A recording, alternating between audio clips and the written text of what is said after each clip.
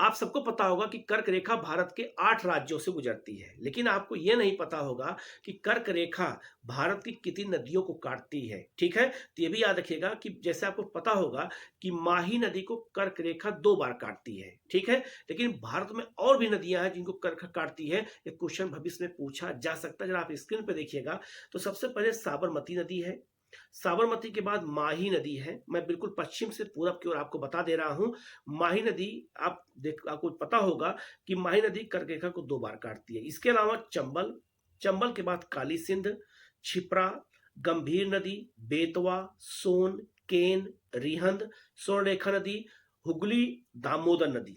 इतनी नदियां ऐसी हैं जिसको कर्क रेखा काटती है। तो भविष्य में ऐसा क्वेश्चन भी पूछा जा सकता है। अभी तक ऐसे क्वेश्चन नहीं आए हुए हैं जहां तक मुझे पता है। यूपी पीसीएस हो, चाहे बीपीएससी हो, चाहे यूपीएससी हो, लेकिन भविष्य में क्वेश्चन अगर आ जाए तो आपके क्वेश्चन गलत ना होने पाए। आप इसको ध्यान रखिएगा कि कर्क रेखा कितनी नदियों को काटती है। केवल माही नदी आप याद मत रखिएगा, और भी नदियों को याद रखिएगा, क्योंकि क्वेश्चन ऐसे ही बनते हैं। ठीक है।